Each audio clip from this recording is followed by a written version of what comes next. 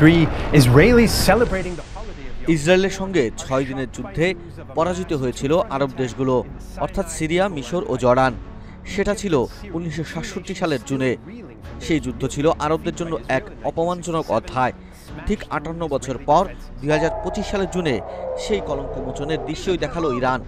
Iran Israel সংঘাত 8ম দিনে গড়িয়েছে। গত বৃহস্পতিবার শুরু হওয়া এই যুদ্ধ শুক্রবার 20 জুন পর্যন্ত টানা 8 দিনের মতো চলছে।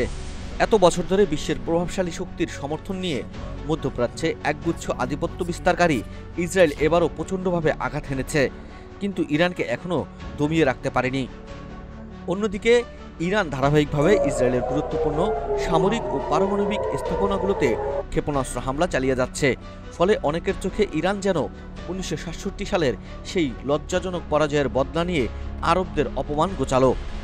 ইতিহাস বলছে 1967 সালের 5 জুন শুরু হওয়া 10 জুন শেষ হয়েছিল 6 দিনের আরব ইসরায়েল যুদ্ধ।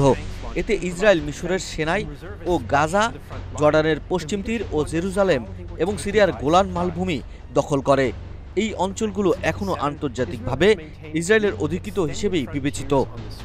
যুদ্ধের পর আরব দেশগুলোর বড় অংশ ইসরায়েলের সঙ্গে সম্পর্ক গড়ে তোলে, কিন্তু 1979 সালের ইসলামিক বিপ্লবের পর ইরান ইসরায়েলের সঙ্গে সম্পর্ক ছিন্ন করে এবং তাকে রাষ্ট্রীয়ভাবে শত্রু ঘোষণা দেয়। 46 বছরের শত্রুতা এবার পরিণত হলো সরাসরি যুদ্ধে। 13 জুন ইসরায়েল গভীর রাতে ইরানে বিমান ও ক্ষেপণাস্ত্র হামলা চালিয়ে শীর্ষ নেতাসহ ও পরমাণু বিজ্ঞানীদের হত্যা করে। তখনই অনেকে ভেবেছিলেন ইরানও হয়তো 6 দিনের মধ্যে পরাজিত হবে, কিন্তু ঘটেছে উল্টোটা। যুদ্ধের 5ম দিনে ডোনাল্ড ট্রাম্প ইরানকে আত্মসমর্পণের আহ্বান জানালে আয়াতুল্লাহ খামেনি স্পষ্ট করে দেন ইরানিরা আত্মসমর্পণের জাতি নয়।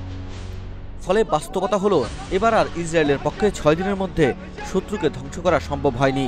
ইরান সাহসিকতার সঙ্গে লড়াই করে যেন 58 বছরের অপমানের ইতিহাসকে উল্টে দিল।